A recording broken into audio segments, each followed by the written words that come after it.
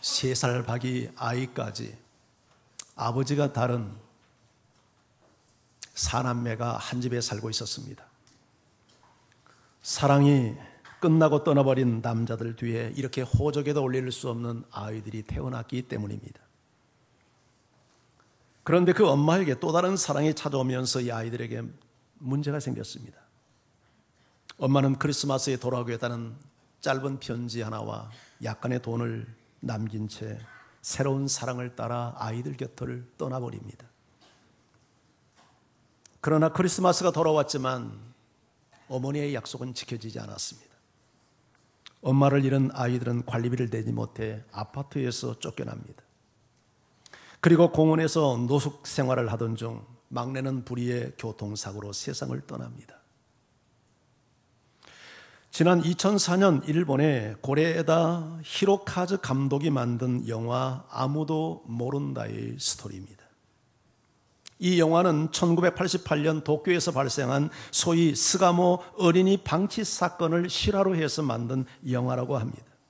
그런데 그 실화는 영화보다 훨씬 더 잔혹하고 비극적이었다고 합니다. 그런데 이런 슬픈 이야기가 일본에서만 일어나는 일은 결코 아닙니다.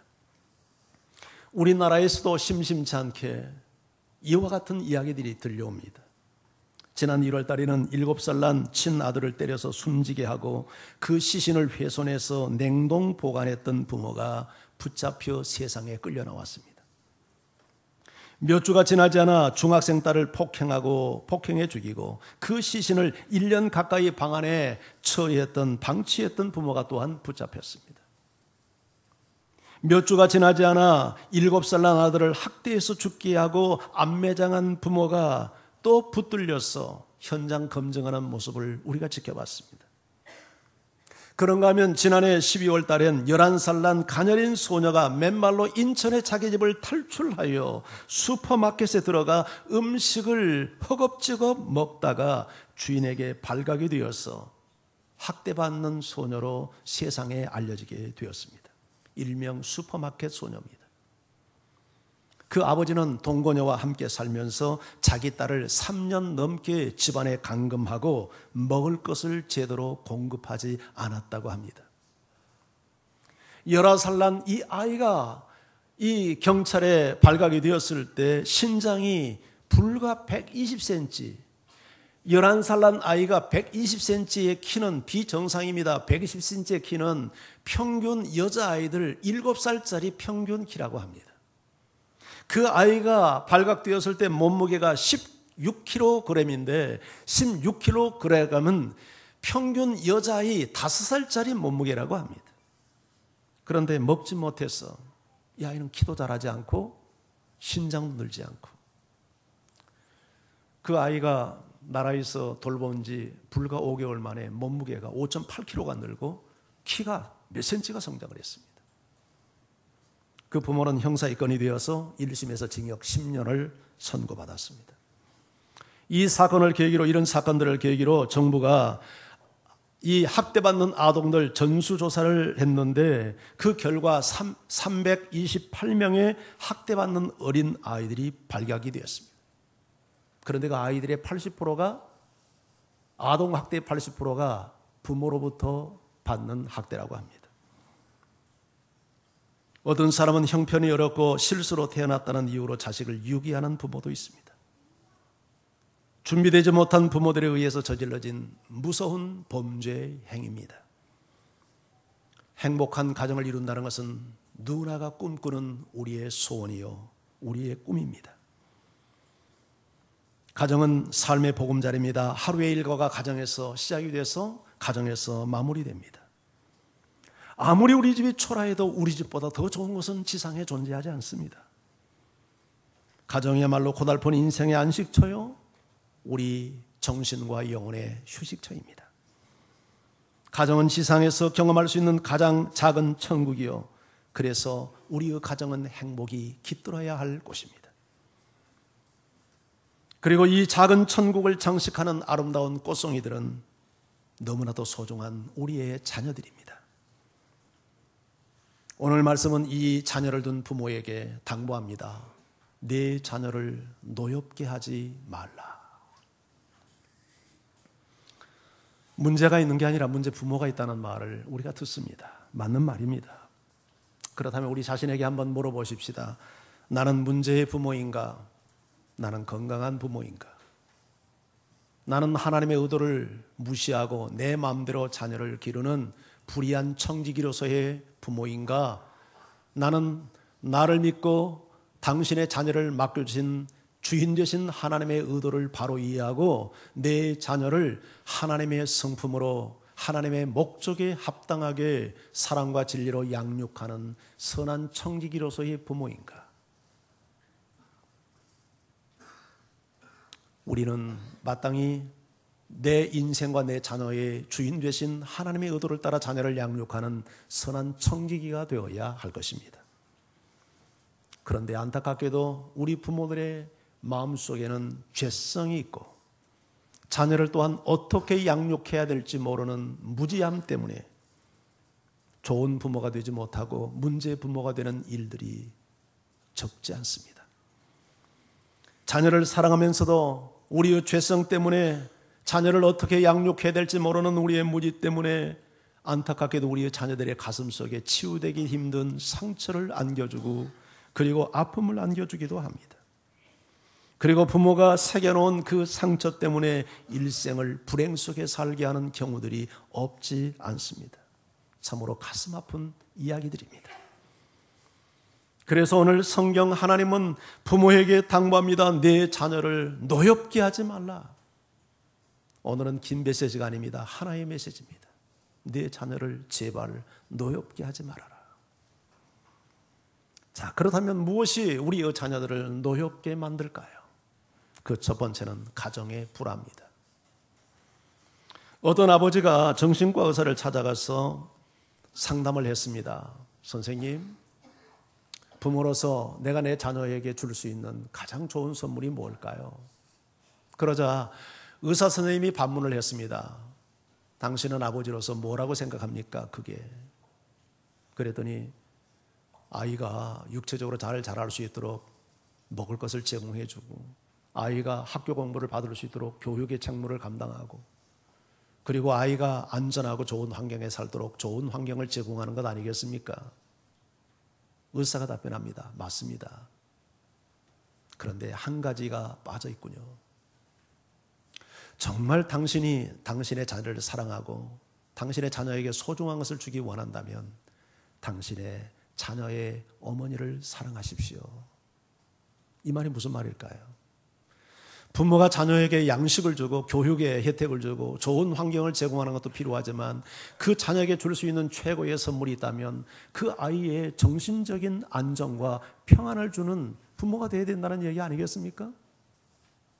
자녀가 보는 앞에서 맨날 머리 터지게 부부가 싸움질이나 하고 자녀가 보는 앞에서 아빠란 사람이 자기 엄마를 두들겨 패는 폭력을 행사하는 이런 환경을 아이 앞에서 보인다는 것은 아이에게 치유하기 힘든 상처를 안겨주는 거죠. 여러분에게 묻고 싶습니다. 정말 당신의 자녀를 사랑하십니까? 그렇다면 당신의 자녀의 어머니를 사랑하십시오. 정말 당신은 당신의 자녀를 사랑합니까? 그렇다면 그 아이의 아빠를 존경하십시오. 두 번째, 자녀를 노엽게 하는 요인이 있습니다. 그것은 과도한 기대입니다. 과도한 기대. 어떤 부모나 자식이 잘 되기 바라고 훌륭하기 바라고 그래서 부모의 명예를 드높여 주기를 바라는 마음이 있습니다. 그걸 나무랄 수는 없습니다. 그런데 어떤 부모는 자신이 이루지 못한 마음의 소원을, 마음의 욕망을 자녀를 통해서 대리만족을 얻기 위해서 자녀에게 과도하고 무리한 자녀의 능력이 되지 않는 것을 요구하는 부모들이 있을 수 있습니다. 그런 경우에 자녀는 노여움을 탈 수 있습니다. 그러나 하나님 이외에 그 자녀를 이 땅에 보낸 하나님 이외에 이 세상 그 누구도 설사 그 대상이 자녀라 해도 그 아이에게 네 인생은 이렇게 돼야 된다고 그 아이를 내가 원하는 존재로 만들 수는 없는 것입니다. 그렇게 해서도 안 됩니다. 그건 하나님만이 할 수 있는 일입니다. 어느 부부에게 외동딸이 있었습니다. 참 외모가 아름답고 착한 아이였습니다. 공부도 그런 대로 잘했습니다. 그러나 이 아이는 특별히 시와 노래와 미술을 좋아했습니다. 그림 그리기를 좋아했고 시쓰기를 좋아했습니다. 그런데 그 부모는 이 아이가 공부 열심히 해서 의사 되기를 바랬습니다. 그런데 이 아이는 공부하는 데는 그렇게 탁월하지 않았고 그렇게 많은 관심도 갖지 않았고, 그렇지만 그림을 그렇게 그리는데 소질이 있었고 그림 그리기를 좋아했고 시쓰기를 좋아했고 시쓰는 소질도 있었습니다.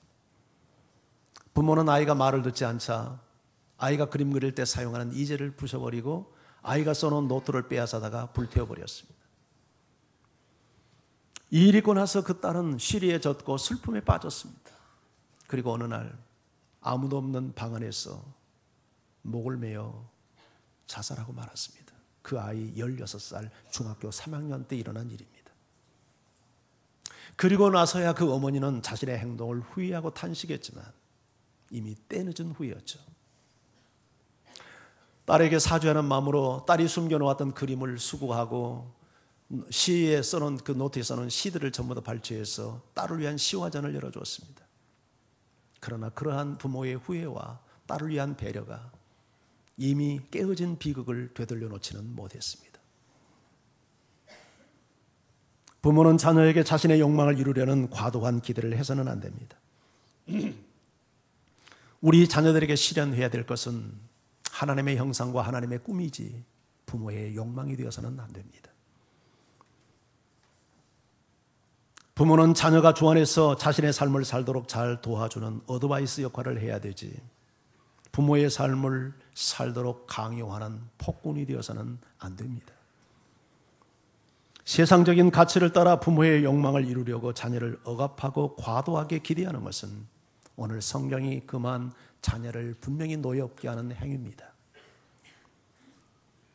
자녀를 노엽게 하는 세 번째 요인이 있습니다. 그것은 사랑의 결핍입니다. 종교개혁자 마르틴 루터가 이런 말을 했습니다. 매를 들지 않으면 아이를 버린다. 그러나 회초리 옆에는 반드시 사과가 있어야 한다. 여기서 말하는 사과는 애플, 먹는 사과입니다. 무슨 말이겠습니까? 매 없이, 징계 없이 아이를 바르게 키울 수 없죠. 그러나 반드시 때린 이후에는 치유가 필요하다는 얘기 아니겠어요?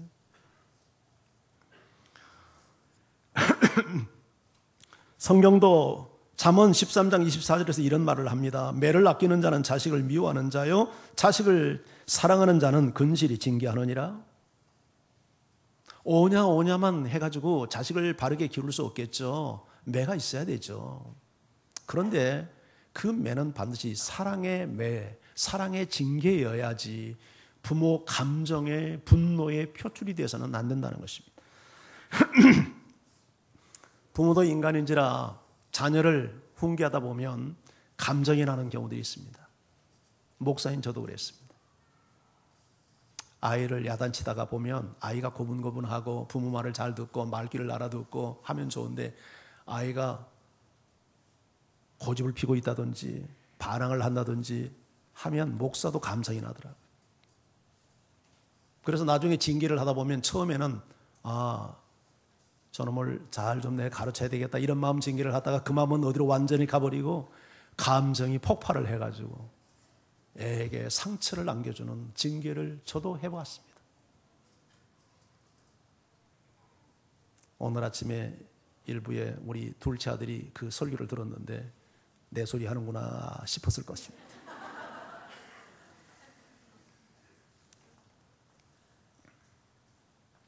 여러분, 부모의 분노는 절대 자녀를 교훈하지 못합니다. 그건 자녀를 노엽게 할 뿐입니다.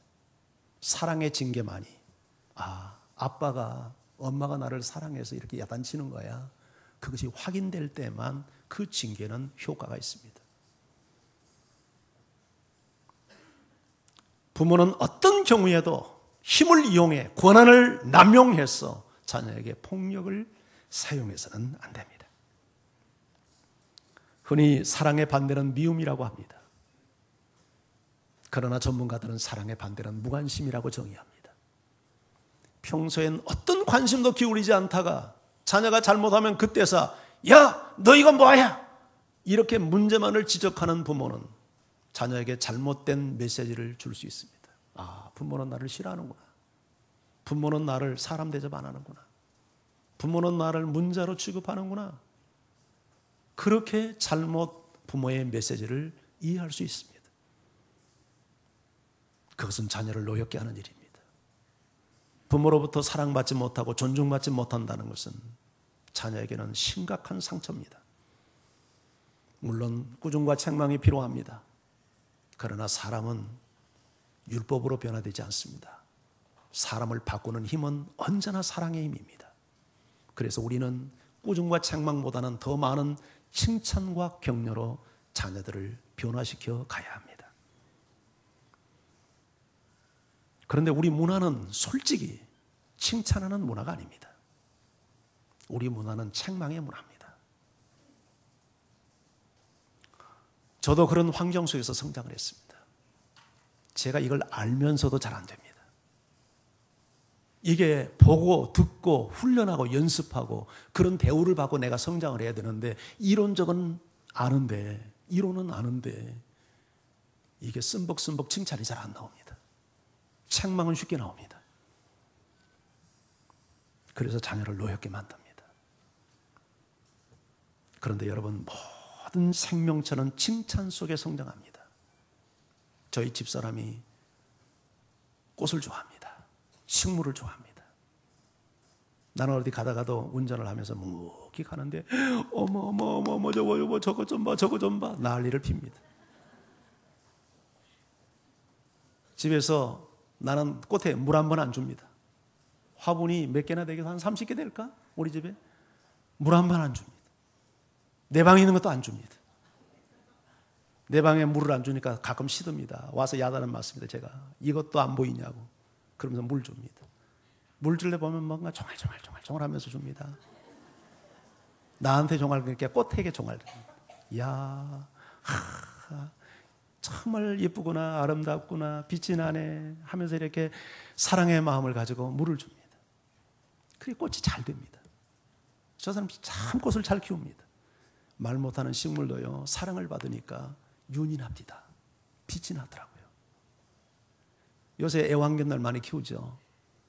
개를 조련할 때 칭찬으로 개를 조련한답니다. 개 엄마한테 들었습니다.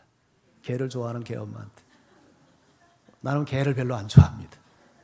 예, 또 개를 키울 수도 없습니다. 맨날 나가서 사는데 개 혼자 어떻게 집에 두고 그렇게 살겠을까? 부부가 다 맨날 막에서 사니까. 혼자 그러면 학대하는 거잖아요. 동물학대죠. 개를 키울 수가 없습니다.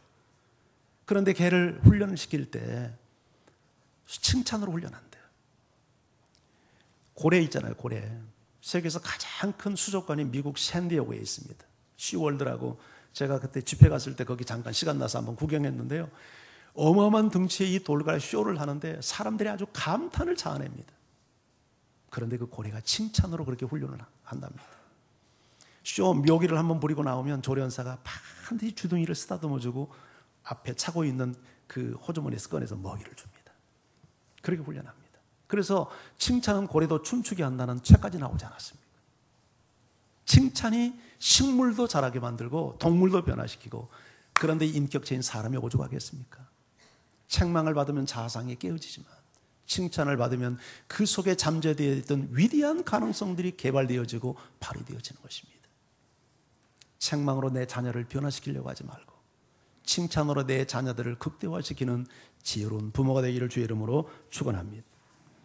미국이 낳은 낭만주의 화가 가운데 벤자민 웨스트라는 사람이 있습니다. 1700년대 사람입니다. 오래된 사람이죠. 이 사람에게는 유명한 일화가 있습니다. 자기 누나가 사실은 그림을 그렸습니다. 학교 다니는 누나가. 그런데 어느 날 엄마가 외출하고 집안에 아무도 없을 때 누나 방에 들어가서 벤자민 웨스트가 누나가 사용하는 붓을 가지고 물감을 이겨서 누나가 그려놓은 그림 위에 덧칠을 막 했습니다. 온 방 안을 난장을 벌여놨습니다.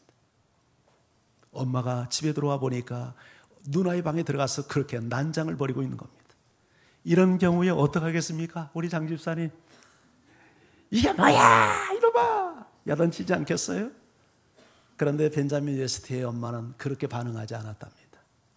어머 아들, 네가 이걸 그렸어. 너무 잘 그렸네. 그 말도 안 되는 장난쳐놓은 그림을 가지고 그러면서 끌어안고 이마에 키스해 줬습니다.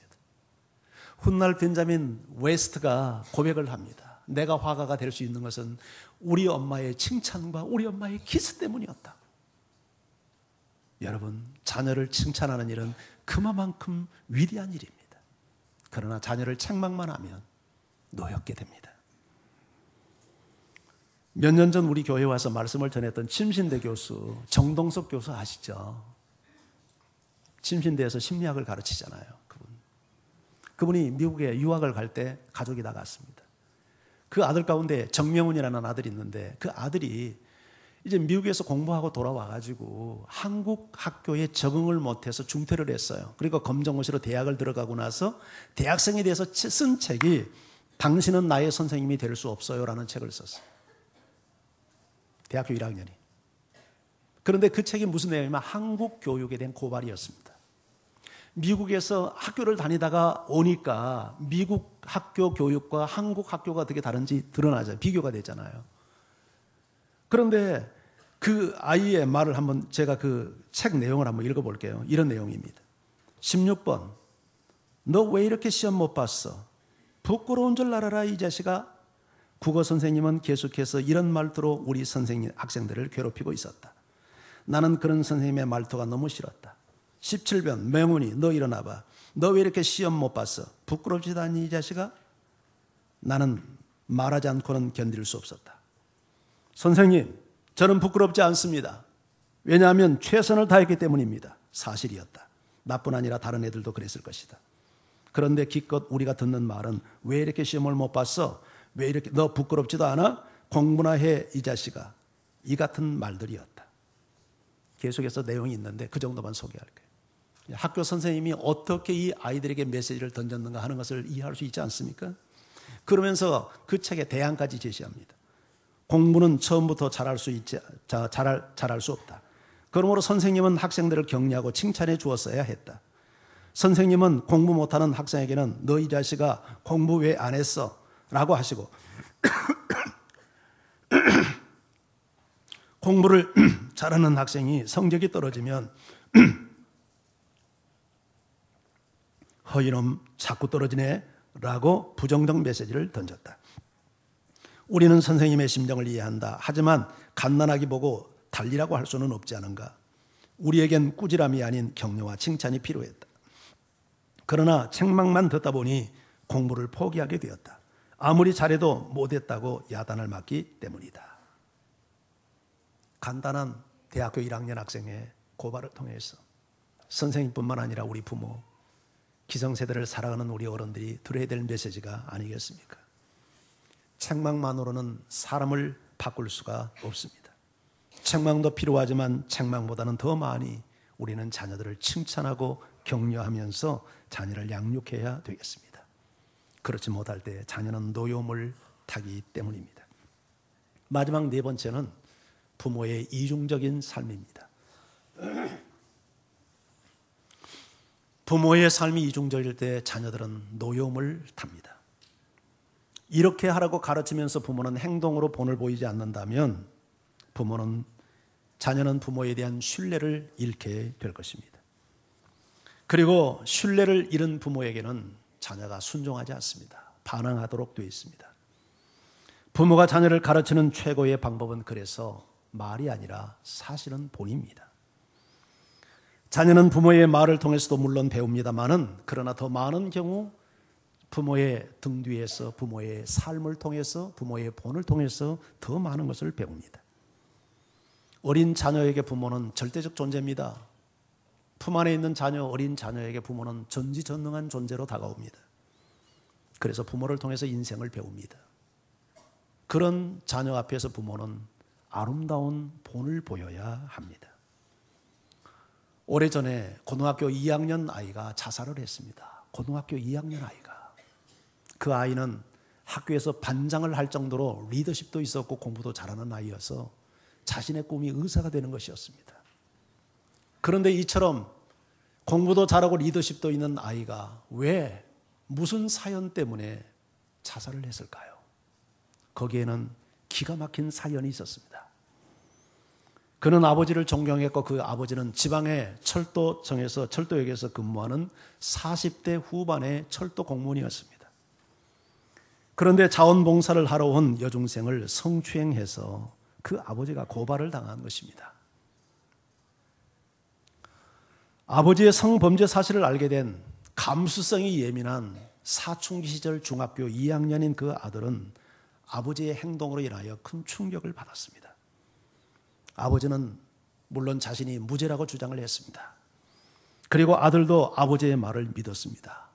그리고 아버지가 무죄라고 하는 사실을 입증하기 위한 자료를 찾는 것에 함께 협력도 했습니다.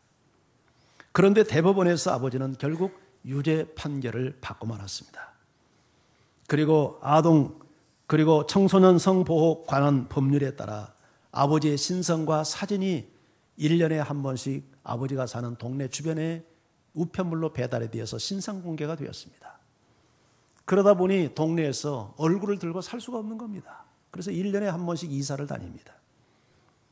이런 상황에서 아버지를 존경했던 큰아들은 아버지처럼 자신도 철도 공무원이 되겠다는 꿈을 꿨지만 아버지의 그런 행동을 보면서 철도원이 공무원이 되겠다는 꿈을 접어버렸고, 열심히 공부해서 의사가 되겠다고 하는 둘째 아들 또한 아버지의 실망스러운 행동을 보면서 상처를 받고 결국 고등학교 2학년 때 사고가 난 지 만 3년이 지나서 스스로 목숨을 끊고 자기 인생을 마감했습니다. 온 가정이 한 사람 아버지의 실수 때문에 엉망진창이 되어버린 것입니다. 부모는 얼마든지 자녀의 인생에 초를 칠 수 있고 얼마든지 자녀의 인생에 먹구름을 들이울 수 있습니다. 그래서 우리는 잘해야 됩니다. 정말 자녀를 사랑한다면 본을 보이는 삶을 살아야 합니다.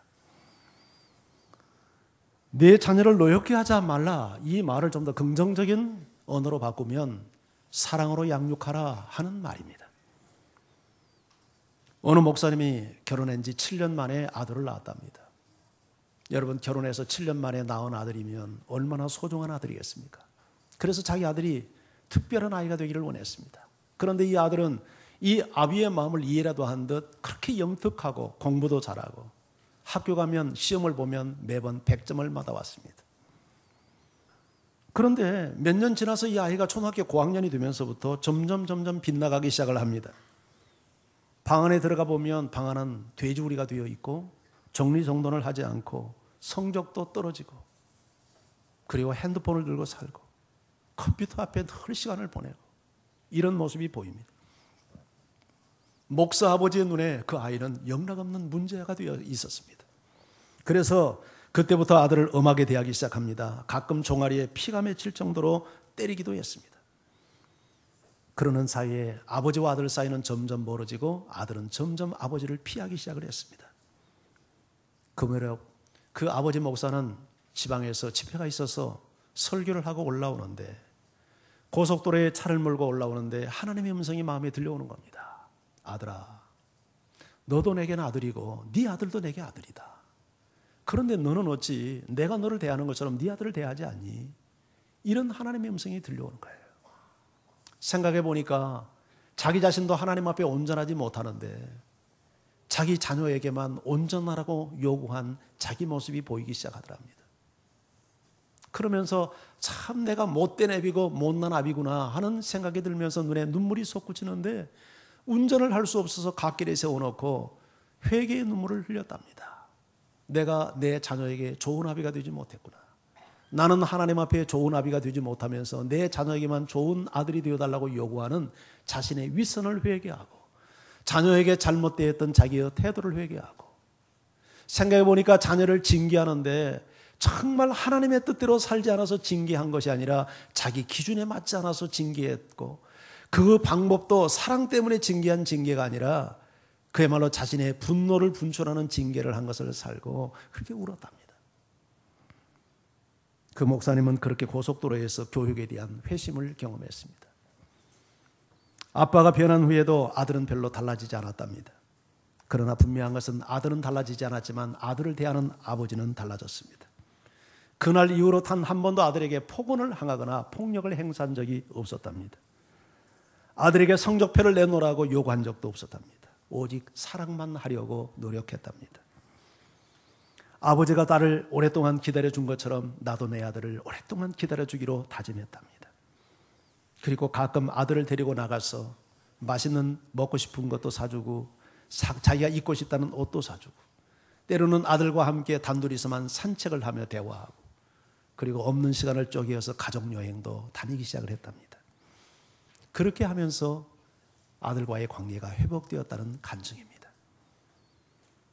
자녀는 부모가 낳고 길렀지만 내 마음대로 할 수 있는 소유물이 아닙니다. 내 자녀의 진정한 주인은 하나님이십니다. 어제 우리 둘째 아들 결혼식을 이곳에서 했는데 주례를 누가 했냐면 인해교회 이영회 목사님이 오셔서 했습니다. 주례를 하면서 이런 얘기를 하더군요. 그 집은 딸만 셋인데 큰딸이 아직 어렸을 때 어느 날 이런 고백을 했답니다. 진수가, 사실은 말이야, 이 아빠가 네 친아빠가 아니야. 그러니 그 어린 딸이 얼마나 충격을 받겠어요. 얼굴이 변하고 눈빛이 변하면서 이 아이가 어쩔 줄 몰라는 거예요. 그러지 않겠어요? 내 친아빠라고 철석같이 믿고 사랑받았던 아빠가 친아빠가 아니라고 하니까 얼마나 놀랐겠어요? 그러면서 설명을 하는 겁니다. 나는 너의 머리카락 하나 만들지 못했고 네 세포 하나 만들지 못했어. 너를 너되게 만들어준 이는 저 하늘에 계신 하나님 아버지야. 그래서 하나님 아버지가 진짜 친아빠란다. 아무리 교육을 위한 거지만 너무 도입이 심하지 않았어요? 근데 맞는 말 아니에요? 내 자식 정말 맞아요? 내 몸을 도구로 잠깐 빌려서 왔을 뿐이지 내가 맞는 거 아니잖아요. 하나님이 맞는 거 아니에요. 결혼하면 다 애 쑥쑥 잘 낳아요? 아니에요. 우리 큰아들은 결혼한 지 해수로 5년, 만 4년 됐어요. 애가 없는 거예요. 3년까지는 별로 걱정 안 했어요. 더군다나 공부하고 있는 애를 준다 해도 간수도 못 할 거예요. 공부하다가 지금 공부하는데 뭐 밤낮이었고 늘 눈꽃 뜰 새 없는데 그런 가정에 애를 주면 어떡하겠어요. 근데 한 4년쯤 되니까 은근히 걱정이 됩니다. 4년쯤 되니까. 그래도 야 너희들 뭐 피임하니? 아니에요. 그런데 애가 안 들어선다는 거야. 그러니까 내가 기도가 안 될 수가 없잖아요. 그러니까 기도를 했어요. 그래도 애가 안 들어서는 거예요. 그러니까 걱정이 되니까 우리 며느리가 비밀리에 조용히 들어와서 검사까지 받고 갔습니다. 몸에 혹시 이상이 있는가? 이상이 없대요. 그래서 계속 기도하는데 애가 들어섰어요. 그런데 애 들었을 때 이런 일이 있었어요. 제가 작년에 12월 달에 캄보디아 교사교육하러 가지 않았습니까? 그런데 이제 교사교육하고 잠깐 쉬는 시간에 공원에 선교사하고 배를 타고 섬을 잠깐 좀 휴식할 겸 해서 갔습니다. 그 배 타는 시간이 한 30분 돼요. 근데 배를 타고 쭉 가는데 생선 한 마리가 점프를 해가지고 제가 탄 배에 퐁 들어오는 거예요. 그런 걸 여러분 배 타고 다니면서 봤습니까? 나 별로 안 탔지만 처음 있는 일이었습니다. 그래가지고 그 생선을 제가 잡았어요. 그래서 사진까지 찍었어요. 인증사를 했죠. 간증을 하려면 확실히 해야지. 저 물고기입니다. 제가 말이죠. 뛰어들어와서 제가 저놈을 잡았어요. 그리고는 아주 팍팍 하는데 너무 예쁘게 잘생겼어요. 그래서 잘 가라고 다시 바다에 놓아줬죠. 그리고 이제 돌아왔는데 한 달 반쯤 지나서 임신을 했다는 거예요. 임신. 한 달 반이 지나서. 근데 그 임신한 시기를 딱 측정해 보니까 줬대요. 그러니 저게 해몽이에요, 해몽. 근데 보통 해몽은 꿈으로 꾸는데 하나님께서 너무 걱정을 해서 그런지 확실하게 실물로. 그런데 뭐 생선은 보통 아들이라며요. 근데 진짜 아들이야, 아들. 징그러워요. 우리 아들만 둘이잖아. 나는 사실 딸을 기대했거든. 근데 이 손자 녀석도 아들이래, 아들. 근데 가만히 생각하니까 아들 자녀 달라고 기도했지 딸 달라고 기도를 안 했네 보니까. 그래서 내가 둘째는 반드시 딸 달라고 내가 기도할 거예요. 여러분도 기도해 주세요. 우리 집은 정말 딸이 필요한 집이에요. 딸이 있어야 돼요, 딸. 결혼한다고 애 생기는 거 아니에요. 하나님의 선물이에요. 그러니까 내 소유처럼 생각하면 안 돼요. 정말 내 자녀에게서 이루어질 것은 하나님의 형상이고 하나님의 꿈이지 부모의 욕망이 성취될 수 있도록 기대해서는 안 됩니다. 우리 자녀의 능력, 자녀의 태도와 상관없이 우리 자녀는 부모로부터 존귀 여김을 받아야 돼요. 왜냐하면 하나님의 형상을 닮은 자녀이니까요. 부모가 해야 될 책임과 의무는 이 아이를 마음껏 사랑해 주는 거예요. 그리고 진리로 양육하는 거예요. 사랑과 진리로 양육해야 돼요. 세상의 모든 사람들이 내 자녀를 버려도 버려서 안 될 사람이 있어요. 그게 부모예요. 부모는 자녀를 포기해서는 안 돼요. 포기할 수도 없어요. 자녀의 주인은 하나님이시고 부모는 하나님의 자녀를 맡아 기르는 청지기일 뿐이에요. 부모는 하나님 앞에서 선한 청지기가 되어서 자녀를 육체적으로, 정신적으로, 영적으로 필요를 채워줘야 돼요. 자녀가 하나님 앞에 영적으로 거듭나서 하나님의 자녀로서 하나님 앞에 건강한 삶을 살도록 인도하고 양육해야 될 책임이 있어요. 로마의 철학자 키케로가 이런 말을 했어요. 모든 사람은 두 가지 지식이 필요하다. 그 첫 번째 지식은 기술의 지식이고 또 하나는 덕으로서의 지식이다. 기술은 사람을 이롭게 합니다. 기술의 발달로 인해서 우리가 얼마나 문명의 이기들을 누리고 살아갑니까? 그러나 기술만 가지고는 사람은 행복할 수 없습니다. 반드시 덕을 길러야 합니다. 이 덕이라고 하는 것은 사람을 사랑하는 지혜와 능력입니다.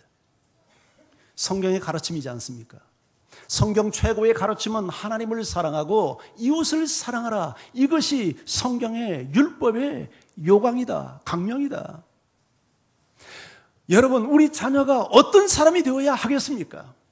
세상의 기술, 세상에 여러분 어떤 지식만 습득하는 사람이 아니라 정말 하나님을 사랑하고 사람을 사랑하는, 그래서 우리 부모는 자녀들을 양육할 때 하나님을 사랑하는 신앙교육을 시켜야 되고 사람을 사랑하는 인성교육, 덕교육을 시켜야 돼요. 이런 사람이 사람을 행복하게 만들고 이런 사람이 자신도 행복한 삶을 삽니다. 사람을 사랑할 줄 모르고 사람에게 덕을 끼칠 줄 모르는 사람은 여러분 절대 본인도 행복하지 못합니다. 너무 학교 공부만 하지 않는다고 애들을 잡지 마세요. 그렇게 해서 아이가 여러분 행복한 삶을 못 삽니다. 우리 가정은 신앙과 인성을 교육하는 학교가 되어야 되고 우리 부모는 신앙과 인성을 가르치는 선생님이 되어야 합니다. 오늘 성경은 자녀를 노엽게 해서는 안 될 이유로 그렇게 되면 자녀가 낙심하기 때문이라고 설명합니다. 낙심한다는 말이 헬라어 아디메오라는 말인데 이 말은 낙담한다, 절망한다, 또 열정이 사라진다 이런 의미를 갖고 있는 단어입니다. 자녀를 노엽게 하면 자녀들이 낙심합니다. 낙담해요. 선한 삶을 살고자 하는, 거룩한 삶을 살고자 하는 열정을 잃어버려요. 그래서 문제가 있는 게 아니라 문제 부모가 있다고 하지 않습니까? 문제를 누가 만드냐? 문제 부모가 만드는 거죠. 문제의 부모가 그 아이의 마음속에 아이를 노엽게 만들고 상처를 주고 격분하게 만드니까 아이가 공부하는 의욕을 잃어버리는 거예요. 삶을 선하게 살고자 하는 열망을 잃어버리는 거예요. 분노하는 거예요. 실질적으로 건강한 부모 밑에서 사랑과 진리의 양육을 잘 받고 자란 아이들이 문제가 될 확률은 매우 낮습니다. 그러나 아이를 사랑과 진리로 바르게 양육하지 못한 문제의 부모 밑에서 문제의 자녀가 발생할 확률은 매우 높아요. 그래서 우리 부모는 자녀를 노엽게 해서는 안 돼요. 부모가 해줄 수 있는 것은 사랑과 진리로 양육하는 것만 하면 돼요. 최근 미국에서 발견한 이게 그 자료에 의하면 이게 며칠 전에 이게 뉴스에도 나왔던 내용인데요. 감자를 캘 때 감자에게 상처를 입히면 감자의 몸에서 사람의 몸에 유해한 독극물이 나온답니다. 감자에게 상처를 줄 때. 그래서 감자를 상처를 입히지 않게 캐야 된대요. 그래서 우리나라에서도 요새 트랙터로 이 상처를 주지 않는 방법으로 감자를 캐는 이 트랙터가 나왔더라고요. 여러분, 식물도 상처를 입을 때 자기 몸을 보호하기 위해서 독극물을 품어내는데 여러분 자녀들이 문제가 되는 것은 사실상 자기 방어죠. 자기를 보호하기 위한 처신 아니겠습니까? 인격체가 상처를 받을 때 얼마나 많은 독극물을 품어내서 그 부모와 여러분 주변 사람들에게 상처를 남기고 눈물을 흘리게 하는 인생이 되겠어요. 우리 자녀들에게 상처를 주고 자녀들을 노엽게 만드는 것은 무서운 범죄 행위입니다. 이른 새벽 서울 시내 한복판을 오토바이를 타고 미친 듯이 도로를 달리는 10대 폭주들이 있었습니다. 이 아이들은 SNS를 통해서 사람을 모집합니다. 그리고 헬멧도 쓰지 않은 채 엄청난 속도로 광란의 질주를 서울 시내 한복판에서 벌리는 거예요. 그것도 뒤에 여학생까지 태우고.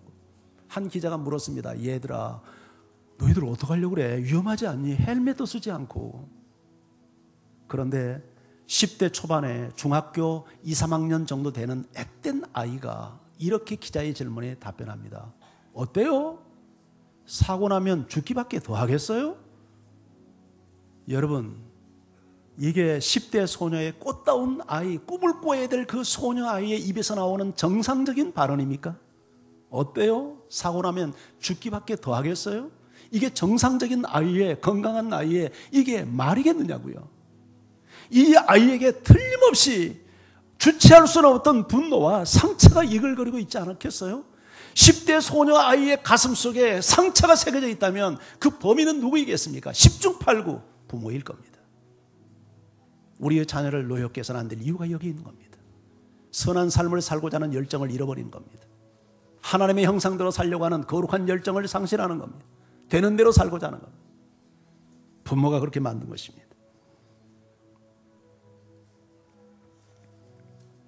좋은 부모가 되기 위해서 먼저 우리는 하나님 앞에 좋은 자녀가 되어야 합니다. 그리고 한 가지 꼭 여러분에게 당부하고 싶습니다. 공부하십시오. 무지 때문에 우리 자녀들에게 내 의도와는 다르게 상처를 남기는 경우들이 너무 많습니다.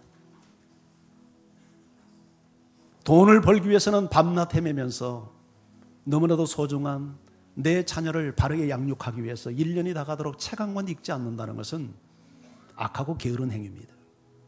책을 읽으십시오. 좋은 책을 읽으십시오.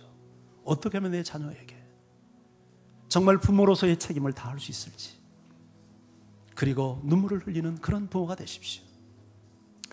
저는 오늘 이 설교를 준비하면서 제가 묵상을 하며 이런 생각을 해봤습니다. 나는 내 자녀들에게 어떤 아비일까? 어떤 아비가 되기를 나는 바라야 될까? 이런 결론을 저는 내렸습니다.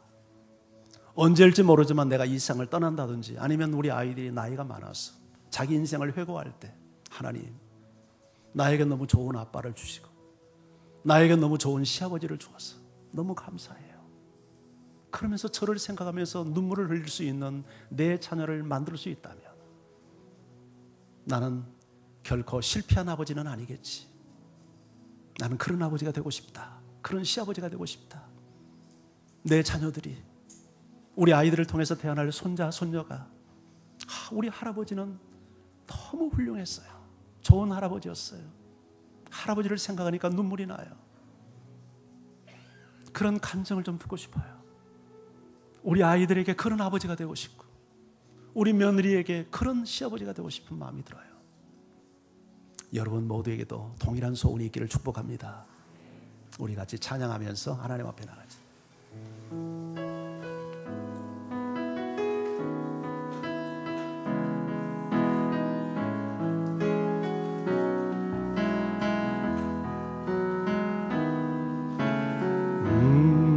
나를 지으신 주님, 내 안에 계셔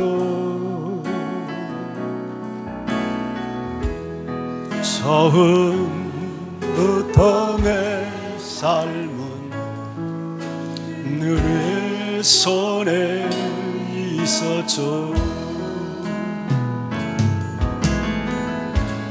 내 이름 아시죠. 내 모든 생각도 내 흐르는 눈물 그가 닦아주셨죠.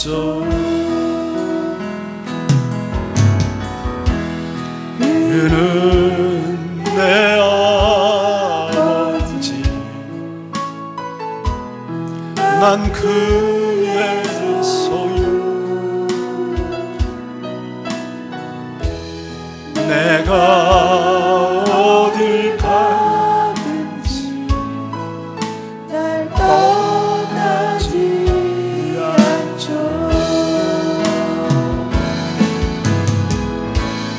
내 이름 아시죠 내 모든 생각도 아바라 부를 때 그가 들으시죠. 우리 같이 기도하기 원합니다.